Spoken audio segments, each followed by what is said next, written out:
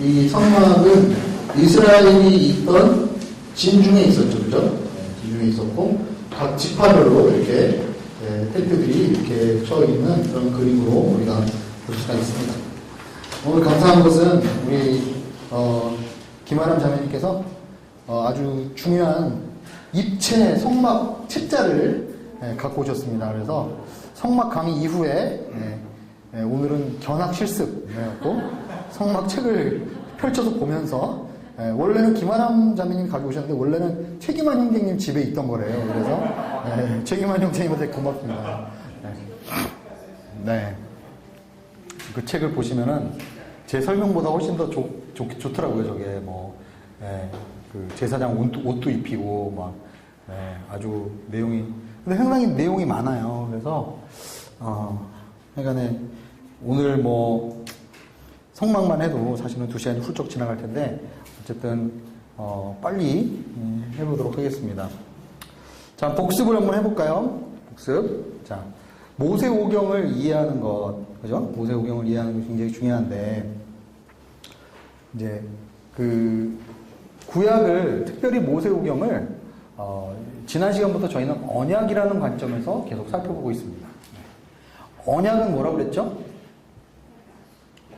약속이다. 근데 단순한 약속이 아니다 그러고 있어요. 그죠?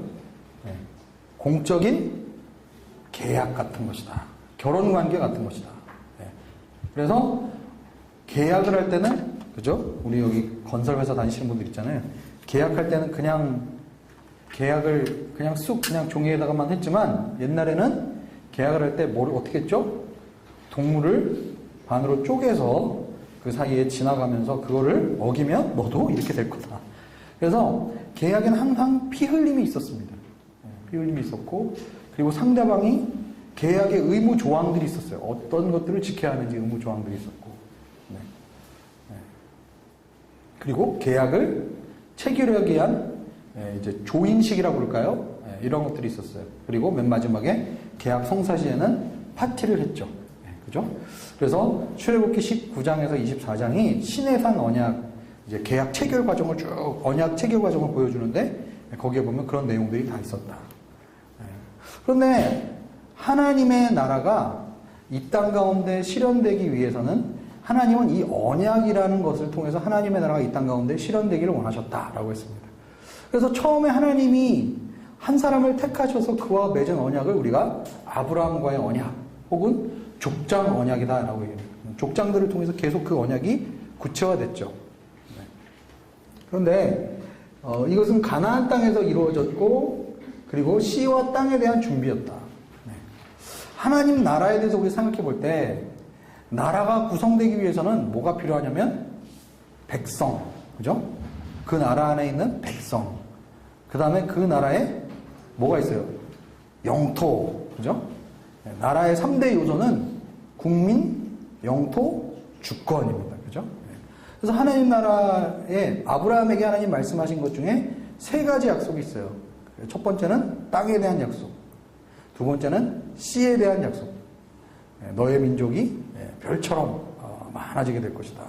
그리고 세 번째로는 축복. 하나님의 축복. 하나님의 주권. 하나님의 다스리심.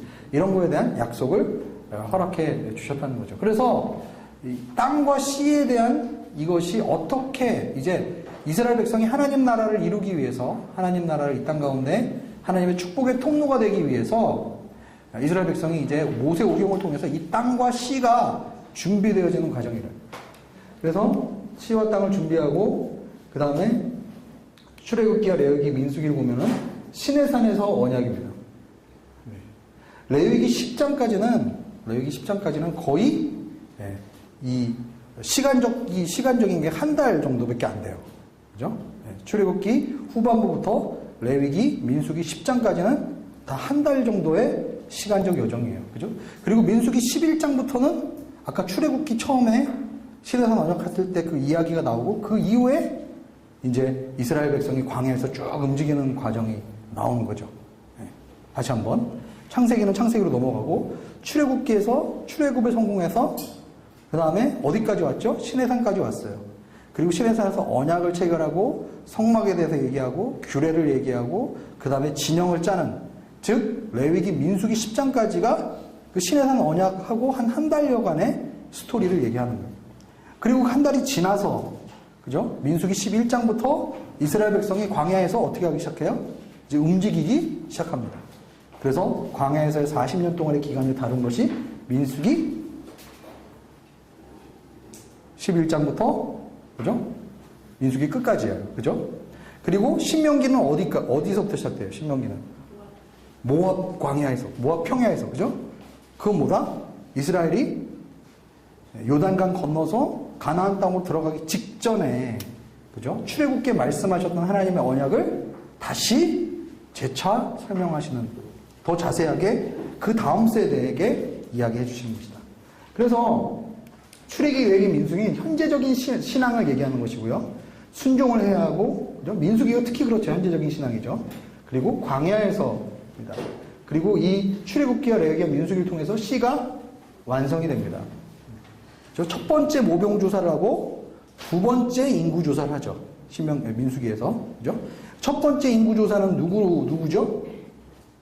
모세 시대의 첫 번째 세대에 대한 인구 조사고, 민수기 26장에 나오는 두 번째 인구 조사는 다시 광야에서의 세대들이 죽고 새로운 세대들에 대한 인구 조사입니다. 그래서 이 2차 인구 조사를 통해서 이제 이 시가 완성이 되죠. 그 다음에 신명기에 가면은 이제 앞으로 가게 될 그 땅에서 너희들이 어떻게 살아야 되는가에 대한 하나님의 언약에 대해서 재설명을 해주시고 다시 가나안 땅으로 들어갑니다. 그리고 다시 가나안 땅으로 들어감으로써 땅이 완성이 되는 거죠. 그죠? 네. 그런 식으로 우리가 이거를 보면 되겠습니다. 자, 용어를 한번 정리해 볼까요? 용어는, 자, 성막이라고 하기도 하고, 회막이라고 하기도 하고, 증거막이라고 하기도 합니다. 성막은 무슨 막일까요? 거룩한 텐트라는 뜻이겠죠. 하나님이 구별돼서 하나님 임재하시는 곳이기 때문에 거룩한 장소, 거룩한 텐트라고 얘기하는 것일 것이고, 회막은 뭘까요? 회막? 하나님을 만나는 장소. 원래 출애굽기에서 사실은 성막에 대한 하나님의 식양과 구조와 재료와 이런 것들을 자세하게 알려주기 전에, 사실은 그 전에도 모세가 만났던 진영 바깥에 모세가 하나님을 만나기 위해서 텐트를 세워놨어요. 그죠? 그래서 모세가 거기에 들어가서 하나님과 얼굴과 얼굴을 맞대면 하나님의 임재가 임했고, 그리고 이스라엘 백성들이 그 텐트 밖에 나와서 하나님 앞에 경배하는 그런 장면이 나옵니다. 그때는 우리가 얘기하는 지금 이 성막과는 다른 텐트죠. 우리가 이야기하는 성막은 이스라엘의 진 한가운데 있었고, 모세가 하나님께 기도했던 회막, 특별히 출애굽기 32장에서 34장에 나오는 그 회막은 진영 바깥에 있었어요. 모세가 하나님 만나는. 근데 나중에 출애굽기 40장에 가면 이 성막과 회막이 그냥 똑같이 이야기가 돼요. 같이 얘기가 돼요. 그러니까 처음 그 성막의 의미는 아니었지만 마지막에 나중에 가면 그 회막과 성막이 그냥 교차돼서 쓰입니다. 그리고 마지막으로 증거막이라는 거예요. 증거막. 왜 증거막이라고 할까요? 이 성막의 가장 핵심에는 뭐가 있었죠? 증거궤. 그죠? 법궤가 있었어요. 하나님의 율법을 모세가 시내산에서 받던 그 법궤가 있었어요. 그 법궤는 언약궤라고도 하고, 그 언약에 대해서 그것을 증거하는 증거궤라고도 했습니다. 그래서 이 성막 안에 가장 핵심적인 요소가 지성소에 있는 언약궤였어요. 그죠? 하나님의 언약이 모든 예배의 중심이었어요. 그래서 이것을 증거궤라고도 하고, 그것을 담고 있는 성막, 그것을 담고 있는 텐트가 증거막이다. 이렇게 했다는 거죠. 그래서 무엇을 증거한다는 말이냐? 결국 하나님의 언약을 증거한다는 것이죠. 그래서 이 성막은 뭐예요? 언약을 맺은 당사자들이 함께 만남을 유지하면서 살아가는 장소가 증거막, 그죠? 성막이었다. 그러니까 마치 출애굽기에서는 남자와 여자가 결혼을 하는 것처럼 출애굽기 19장에서 24절까지는 결혼식, 언약식에 대해서 언약식의 과정이 쭉 나와 있어요. 그죠? 그리고 출애굽기 25장부터는 이제 그 언약 당사자들이 함께 텐트를 치고 마치 부부가 신방에서 사는 것처럼 언약 백성과 하나님이 그 언약 백성의 그 진 가운데 진중에 사셨다. 그래서 요한복음에 보면 요한복음 1장에 말씀이 육신이 되어 우리 가운데 거하시매. 근데 원래 원어로 보면 말씀이 우리 가운데 텐트를 치시매 이렇게 되어 있습니다. 그게 무슨 얘기예요? 마치 하나님께서 구약시대의 하나님의 진중 가운데 임마누엘의 하나님으로 우리 가운데 거하셨기 때문에 텐트를 치고 하나님의 임재가 그 사람들의 삶 가운데 그 사람들의 생활 가운데 있었기 때문에 그 구약적인 개념을 가지고 텐트를 이야기한 것이죠. 자, 우리가 배경을 좀 이해해야 될 필요가 있습니다. 에덴 동산에 대해서 우리가 이해를 해야 되는데, 자, 3장 8절에 보면 하나님께서 에덴 동산을 거니셨다 이렇게 얘기하고 있어요. 하나님 실제로 거니셨을까요? 하나님은 육신을 가진 분이 아닌데, 그렇죠? 하나님이 거니셨다는 뜻은 어떻게 보면 상징적이고 영적인 그런 표현일 수 있죠. 하나님께서 친밀하게 사람들과 함께 하셨던 공간이라는 뜻입니다.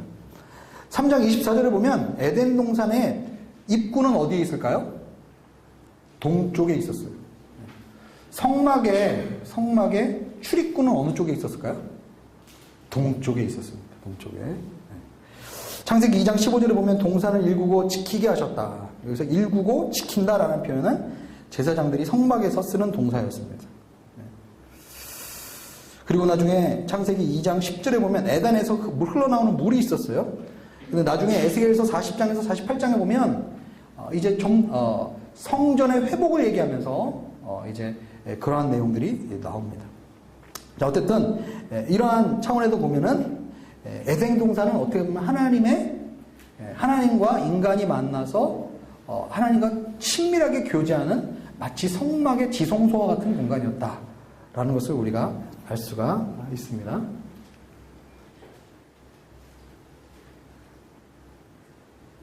자, 창세기 1장 26절에서 28절에 보면 하나님께서 말씀하시기를 우리가 우리의 형상대로 우리의 모양을 따라 사람을 만들어 그들이 바다의 물과 그 다음에 공중의 새와 가축과 온 땅 위에 기른 모든 것을 다스리게 하자 하시고, 그리고 28절에 보면 하나님께서 그들에게 복을 주시고 자식을 많이 낳고 번성해서 땅에 가득하고 땅을 정복하라. 바다의 물고기와 공중의 새가 기는 모든 생물을 다스리라 라고 하셨다라는 거예요. 네. 이게 무슨 얘기냐면은 창세기 1장 26절에 우리가 지난 시간에 창세기 공부하면서 이걸 뭐라고 그랬죠? 이거를 문화명령이다 라고 했어요. 문화명령. 그러니까 선교 대명령, 마태복음 28장 19절에서 20절은 하나님께서 우리에게 주신 마지막 대명령, 너희는 모든 족속으로 제자를 삼아라. 그런데 이 문화명령은 뭐다? 인간을 만들고 이 인간에게 인류를 어떻게 다스리고 정복하고 그리고 인간이 이 인류에서 해야 되는 역할, 사명에 대해서 얘기해 주신 것이다. 그래서 우리가 문화명령이다. 이렇게 이야기를 한다는 거예요.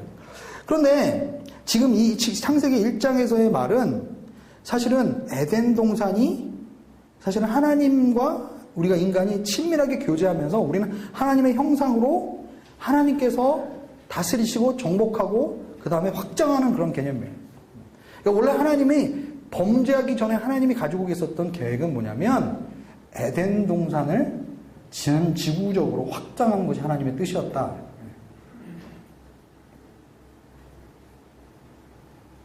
라고 생각해 볼 수 있겠습니다. 나중에 질문이 있을 수 있는데 나중에 그래서 이사야서 45장 18절에 보면 하나님이 뭐라고 얘기합니까? 나는 여호와다 나밖에 다른 이가 없다. 땅을 황무지로 창조하지 않으시고 사람이 살도록 지으신 분이 말씀하셨다. 하나님이신 분이 땅을 견고하게 하신 분이 이렇게 말씀하셨다는 거예요. 그래서 제가 무슨 얘기를 하려고 그런 거냐면 하나님은 에덴 동산을 하나님께 예배하는 처소로 삼으셨고 이 세상에서 아담을 대리인으로 삼으셔서 다스리고 번성하게 해서 에덴 동산이 사실은 온 지구로 확장되기를 원하시는 게 하나님의 뜻이었다라는 거예요.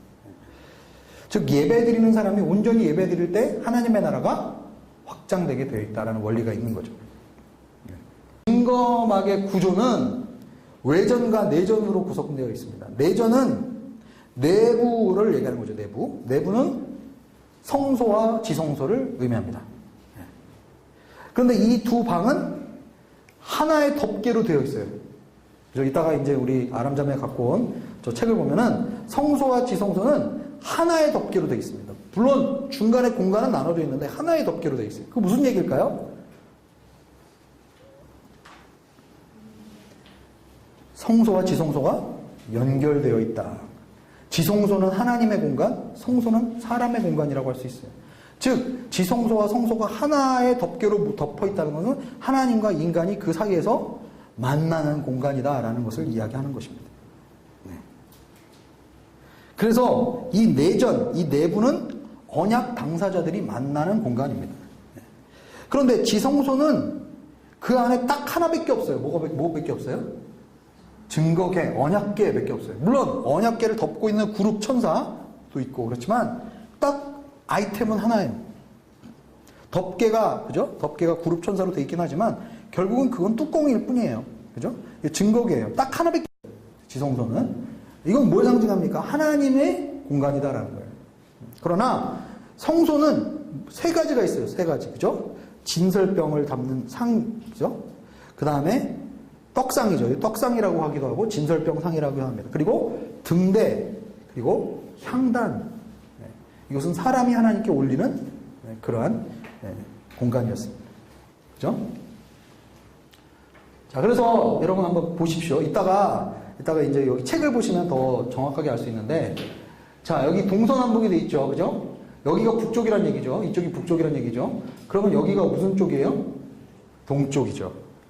그래서 성막의 입구는 어디에 있다? 동쪽에 있다. 처음에 성막의 뜰을 들어가면 뭐가 있습니까? 번제단이 있어요. 번제단. 그리고 여기 이 공간 전체를 다 뭐라고 그래요? 성막 뜰이다. 그죠? 나중에 성전으로 바뀌면 뭐로가 되죠? 성전 뜰이다. 그죠? 나중에 이 성전 뜰은 우리가 보통 다른 말로 뭐라고 그럽니까? 이방인의 뜰이라 라고도 얘기합니다. 그 이방인들이 들어올 수 있는 공간은 어디까지 들어올 수 있었어요? 성전 뜰. 그 다음에 물두멍. 이거 물두멍 뭐죠? 씻는 거예요. 씻는 거. 들어가기 전에 씻는 거. 그 다음에 성막 문이 있고, 보십시오. 성막은 하나의 덮개로, 성막과 지성소는 내전. 이게 내전이죠. 그죠? 이게 내전. 하나로 덮어 있어요. 그런데 진설병상이 오른쪽, 떡상이 오른쪽, 촛대가 왼쪽, 분향단이 가운데. 즉 휘장 들어가기 직전에 뭐가 있었다? 향단이 있었다. 그리고 그 안에 들어가면 지성소, 그죠? 지성소. 지성소에는 뭐만 있다? 법궤만 있었다. 그런데 이 지성소에 있는 법궤 안에는 뭐가 들어있었을까요? 돌판, 그죠? 모세가 신에서 받았던 돌판. 나중에 아론의 지팡이, 또 만나, 세 가지가. 자, 하나하나 한번 살펴보겠습니다. 자, 넘어가죠. 이것도 너무 전체적인 구조는 하여간에 내전과 외전을 계속 반복해서 이렇게 하고 있다, 뭐 이런 걸 말씀드리기 위해서 얘기를 한 건데요. 이거를 설명하다 보면 시간이 너무 지나가니까 일단은 한번 하나하나 살펴보면서 보겠습니다. 첫 번째, 지성소. 지성소의 규모는 10규빗 곱하기 10규빗. 5m. 5제곱미터. 그러니까 공간이 어느 정도 될까요? 우리 비전센터 지금 방보다 좀 작나요? 네, 좀 작죠. 네. 이거보다는 좀 작은 방. 5m. 증거계와 증거판 사이에 존재한다.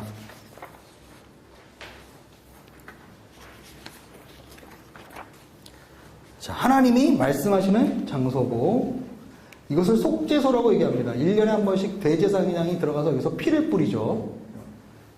그리고 홀리 of holies라고 부릅니다. 지성소는 거룩한 장소 중에서도 가장 거룩한 장소를 이야기하는 거죠. 그리고 금으로 그룹들이 쌓여 있었습니다. 이게 그룹 천사죠. 그룹 천사, 이 덮개. 그 다음에 여기는 뭐가 돼 있죠? 항상 움직일 수 있도록 고리가 있고 거기다가 막대기를 끼도록 돼 있었습니다. 근데 거기를 뭘로 싸고 있죠? 금으로 싸고 있었습니다. 그렇죠? 자, 그래서 지성소에 있는 뭐고요? 그 다음에 진설병상, 떡상이라고 불리는 건데 1규빗 곱하기 2규빗. 1규빗이 아까 얼마라고 그랬죠? 50cm라고 그랬죠? 네. 그래서 어느 정도 되는지 보시면 되겠죠, 그죠? 네. 그래서 대접이 있고 숟가락, 병, 붓는 잔이 있어요. 그래서 이제 얼굴, 이 떡은 항상 얼굴을 상징해요. 그래서 하나님께 이제 그 얼굴을 보인다라는 그러한 의미로 이제 떡상을 우리가 이제 식사를 할 때, 그죠? 식사를 할 때 우리가 같이 밥을 먹을 때 어떻게 되죠? 얼굴을 감추고 밥을 이렇게 먹을 수 있나요? 이렇게 할 수가 없죠. 그러니까 얼굴을 보이고 그리고 떡을 먹고 교제하는 그런 의미가 있어요. 그죠? 네. 자, 그 다음에 등대. 진설병상과 마주보고 있었어요. 여기를 살구나무를 형상합니다. 살구나무는 2월 말 이전에 제일 먼저 꽃이 핍니다. 그래서 이 살구나무를 생명을 상징하는 나무예요. 그리고 이 금초 때는 이 초 때는 등대가 몇 개가 있죠? 7개가 있어요. 7개. 그죠? 네. 가운데 하나 있고 양쪽에 3개씩 있어요. 그래서 7개는 뭘 상징하죠? 완벽한 숫자를 상징합니다. 나중에 계시록에 보면 이게 또 촛대가 나오죠. 그죠? 등대. 자, 그래서 하나의 금덩어리로 등대가 7개를 얘기합니다. 그래서 각각의 생명, 그래서 이 생명들이 7개의 완전한 수로 빛을 비추고 있어요. 빛을 비추고 있습니다. 이것이 등대를 켜놨을 때 이 안에 내부가 우리 3D 영상을 제가 보여드린다고 했는데 3D 영상을 지금 유튜브에 찾으면 있습니다. 이 3D 영상이 몇 개 버전이 있는데요. 좀 부실하더라고요. 옛날에 제가 갖고 있던 걸 소실했어요. 그래서 유튜브에 제가 몇 개 찾아보니까 상당히 부실해요. 그래서 보여드릴까 말까 고민했는데 아람자매님이 좋은 걸 갖고 오셔서 이따가 한번 실제로 보시기 바랍니다. 이게 싹 열었다가 닫았다 하면 이게.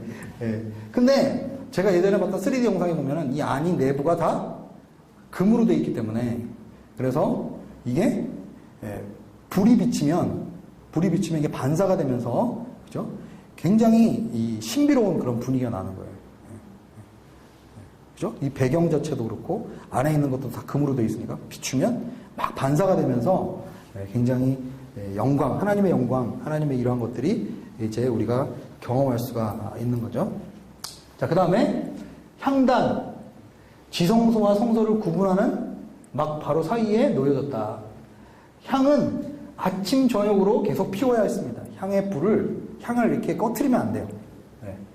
그래서 계시록 8장 3절과 5절에 보면은 8장 3절에서 5절에 보면 기도와 함께 향연이 하나님께 올라가는 것이 나오죠. 그래서 어떻게 보면 이 기도, 이것은 하나님께 올려지는 기도. 인간이 피운 향불은 우리가 하나님께 드리는 기도를 상징했어요. 그래서 만약에 예를 들어서 대제사장이 이제 옷을 입고 속죄일에 1년에 한 번씩 있는 속죄일에 이제 그러니까 성막에서 예배를 드리다가 지성소로 들어가려고 할 때, 그죠? 지성소로 들어가려고 할 때 뭘 통과해야 돼요? 향단을 통과하죠. 향을 막 피우면 내가 지성소로 들어갈 때 어떤 느낌이 들까요? 내가 뿌연 상태로 들어가겠죠? 연기에 쌓여서. 그죠? 그리고 연기에 쌓여 있는데 뿌연 상태에서 옆에 뭐가 있어요? 금이 있고 금빛이 막 반사되면서 뿌옇게 되는 거죠. 그런 상태에서 내가 지성소로 쓱 들어가요. 그럼 어때요? 난 아직도 향에 이렇게 쌓여 있죠. 그죠? 지성소에 들어갔다. 그럼 뭐가 제사를 제대로 드리면 제대로 안 드렸으면 막 뿌연 상태에서 들어가서 지성소에서 꽥 하고 죽는 거죠. 그죠? 그런데 제대로 제사를 드렸으면 이 사람이 내가 피운 향단과 뭐를 마주치게 될까요? 네? 구름이 임하잖아요. 그러니까 지성소에서 뭐가 만나는 거예요? 인간이 피운 향과 연기와 하나님이 하늘에서 임재한 구름이 믹스가 되는 거예요. 네. 그죠? 마치 이런 거죠. 우리가 막 기도를 해요. 그죠? 막 우리가 육으로 막 기도를 하다가 어느 순간 딱 영적으로 기도하기 시작하면 어떻게 되죠? 막 프로펠러기로 막 돌리다가 막 움직이다가 갑자기 붕 하고 뜨면 공중 위에서 그렇게 되면 내가 하는 게 아니라 그죠? 그때는 공중에 떠서 그냥 쑥 날아가는 것처럼. 그러니까 내가 성소에서 떡상도 바치고 불도 켜고 향불도 피우고 이렇게 해갖고 내가 제사를 드린단 말이죠. 그러다가 지성소로 싹 들어가면 지성소에서 내가 피웠던 이 향과 하나님의 구름이 만나서 아주 판타스틱한 그러한 하나님의 임재 가운데로 지성소에 제사장이 들어가게 되는 것을 상징하게 되는 겁니다. 그래서 출애굽기 30장 하나씩 보자면 너는 그것을 빻아 가루로 만들어 회막 증거기 앞에 놓아라. 증거기 앞에 이 향단이 존재했다는 것입니다. 그곳에서 내가 너를 만날 것이요 그것이 너에게는 지극히 거룩한 것이 될 것이다. 그래서 구약에서 거룩의 개념은 항상 하나님과의 만남의 개념에서 거룩을 생각해야 합니다. 나중에 다시 레위기에 설명하겠지만, 자, 그 다음에 번제단과 물두멍. 이게 번제단이고 이게 물두멍이에요. 그래서 번제와 화목제를 위해서 드리고 누구든지 와서 드릴 수 있었다. 물두멍은 제사장들이 정결하게 하여 하나님의 진노를 받지 않게 하려는 것이었다. 네. 자, 제사장의 옷을 살펴봅니다. 대속제일. 대속제일은 용키프루라고 얘기하죠. 대속제일. 1년에 한 번밖에 없는. 1년에 한 번씩 어디로 들어가는 날? 지성소로 들어가는 날. 지성소에 들어가면 누구의 죄를 사하는 날? 우리 모든 민족의 죄를 한꺼번에 사하는 날. 그죠? 그리고 누가 들어가요? 제사장 중에도 대제사장이 들어가요. 그죠? 근데 대제사장이 들어가기 전에 뭘 먼저 해야 돼요? 자기의 죄를 먼저 속죄를 받아요. 왜냐하면 대제사장이 완전하지가 않은 인간이기 때문에 자기의 죄를 먼저 속하고 들어갔어야 했습니다. 제사장의 옷에는 보석에 이스라엘 6지파의 이름을 넣고 어깨에 매게 했습니다. 그래서 양쪽에 이제 어깨에 맸죠. 흉패 12개의 보석을 3개씩 네열로 배열해서 또 우림과 둠밈이 있고요. 청색 겉옷이 있고 그 다음에 여호와께 성결이라는 패를 머리에다가 붙이고 그리고 들어갔습니다. 여호와께 성결. 영어로는 holiness unto the God 이렇게 해서 여기다가 붙이고 여기다가 보석을 하고 그죠? 파란색 옷을 입고 그런데 대속제일에는 흰 세마포 옷만 입고 들어갔어요. 흰 세마포 옷만 입었어요. 평소에 이게 대장에 입는 옷이었지만 평소 그 대속제일에는 흰 세마포 옷만 입고 들어갔어요. 왜 그랬을까요? 온전히 하나님께 은혜로만 들어가는 거죠. 다른 걸 걸치지 않고, 그죠? 온전히 세마포 옷만 입고 들어갔어요. 자, 여기까지 아주 대충 성막에 대해서 잠깐 살펴봤습니다. 여기까지 질문 있습니까?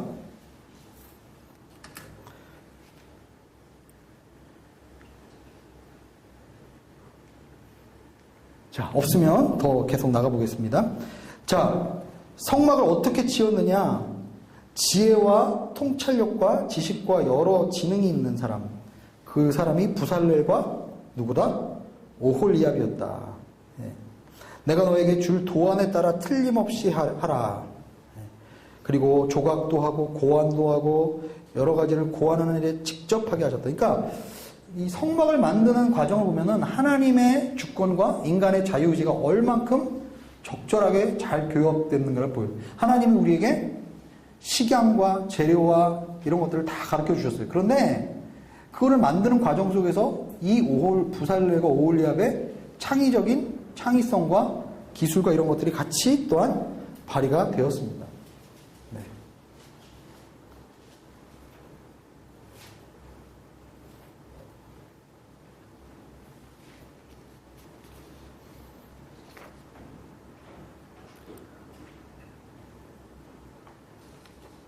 자, 그래서 출애굽기 32장에서 34장의 내용은 여러분들이 다 읽어보셨죠? 자, 한번 살펴보겠습니다. 출애굽기 32장에 보면 이제 모세가 올라갔어요. 시내산에 이제 법궤를 받으러 올라갔는데 내려오질 않아요. 그래서 이스라엘 백성이 아론에게 우리를 앞서서 갈 신을 만들어 주십시오. 우리를 위해서 앞서서 갈 신을 만들어 주십시오. 자신의 이익을 위해서 우리가 임의적으로 우리의 신을 만들 수 있는가? 이런 질문을 한번 해볼 수가 있습니다. 송아지 모양의 우상을 만들었죠. 그러니까 너희를 이집트에서 이끌어낸 신이라고 얘기했어요. 이 송아지가 그냥 다른 신을 만들어낸 게 아니라 이 송아지가 항상 상징하는 것은 뭐냐면 우리를 애굽에서 우리를 인도해 내신 그분의 모습을 송아지의 형상으로 만든 거예요. 즉 자신의 경험과 생각과 개념으로 신을 정형화하려고 했던 노력이었죠. 마치 베드로가 변화산상에서 주님을 만난 다음에 여기가 좁사오니 한쪽에는 엘리야를 위해, 한쪽은 모세를 위해, 한쪽은 주님을 위해서 내가 초막을 짓겠습니다. 그러니까 우리는 하나님의 그 임재와 그 하나님의 움직이는 역동적인 경험을 항상 정형화하고 우리의 틀 속에 가두려고 하는 경향이 우리에게 있다. 그리고 6절에 보면 먹고 마시며 놀았다.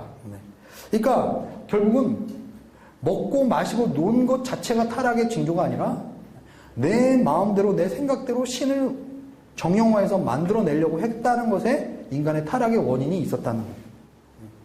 그래서 결국은 주님께서 내 백성이 타락했다라고 말씀을 하셨던 거죠.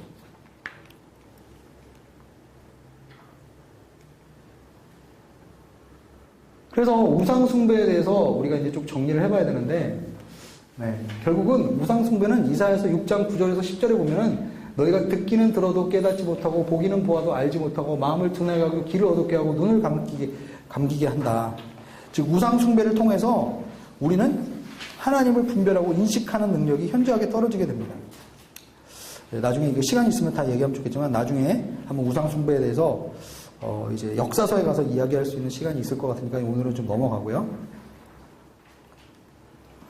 네. 그래서 어쨌든 이제 모든 성막이 다 완성되고 나서 모세는 그 일을 마쳤다. 그죠? 그리고 40장 34절에서 38절에 구름이 회막을 덮고 여호와의 영광이 성막에 가득한다.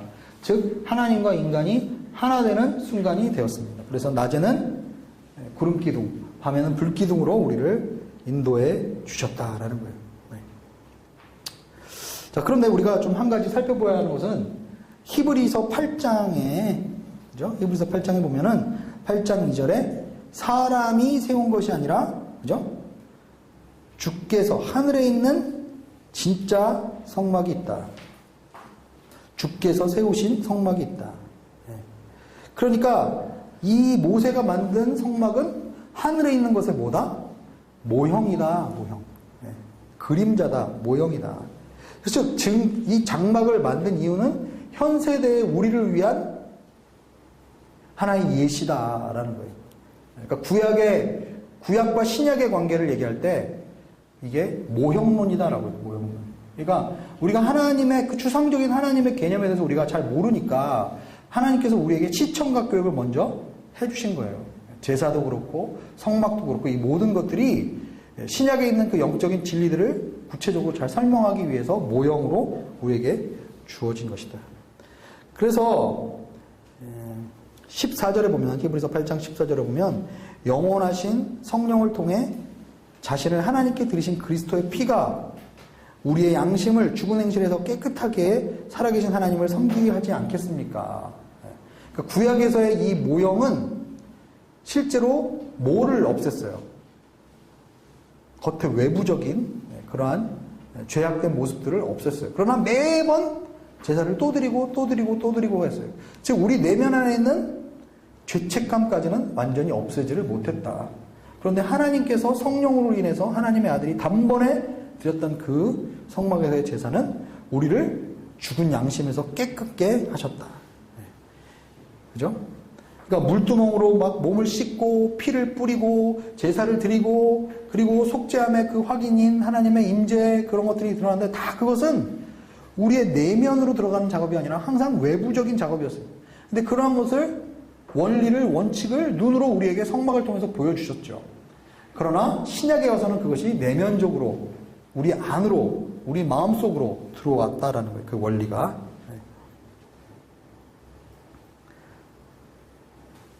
계속 그런 얘기입니다. 그래서 더 나은 제사도 역시 피 흘림이 없이는 죄사함이 없다. 하늘에 있는 것들은 이런 것보다 더 나은 제사로 정결하게 되어야 한다. 그리스도께서는 참된 것들의 모형이 손으로 지은 성소에 들어가지 않으셨다. 하늘 그 안으로 들어가셨다. 그리스도께서 많은 사람의 죄를 담당하시려고 단번에 자신을 드셨다. 이게 뭘 얘기하는 거예요? 예수님은 우리의 대제사장이 되신다. 속죄일에 대제사장이 하셨던 그 일을 주님께서 단번에 하늘에 있는 성소에서, 하늘에 있는 지성소에서 하셨다라는 거예요.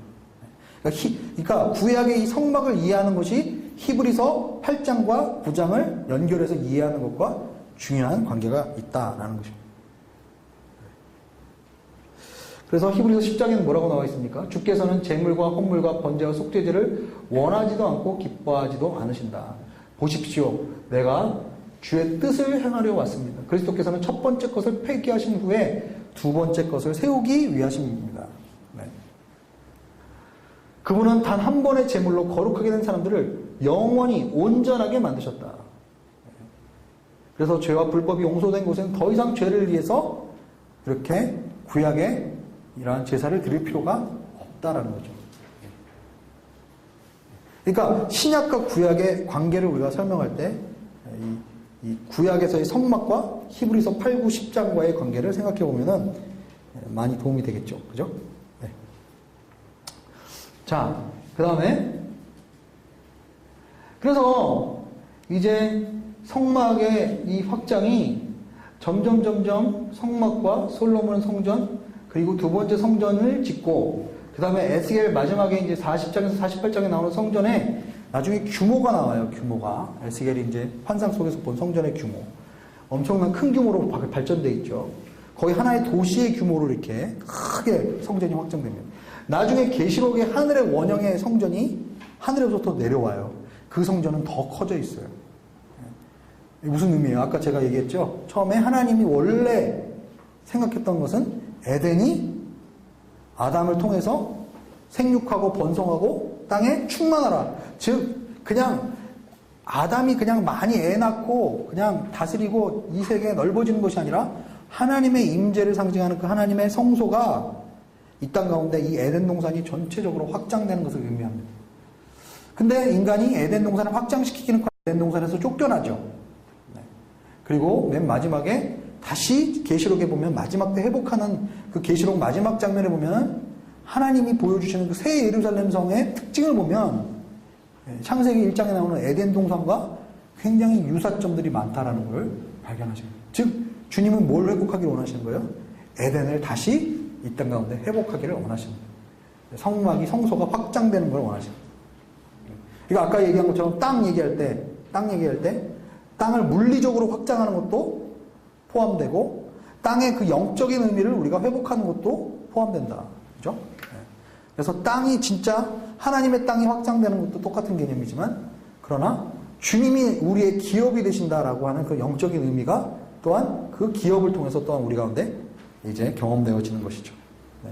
마찬가지로 우리는 히브리서를 통해서 하나님의 이 성막과 성소의 개념이 온전히 우리 가운데서 그 구약의 원리가 삶 가운데서 우리 가운데 온전히 체험되어질 뿐만 아니라 이 하나님의 성막, 성소가 전 지구적으로 확장되는 것을 주님은 원하신다. 그래서 마지막 때가 되면 하나님의 새 하늘과 새 땅이 임하고 그리고 하나님께서 새 예루살렘을 우리 가운데 보내주실 것이고 그것이 굉장히 확장된 성전의 개념으로 보는 거죠.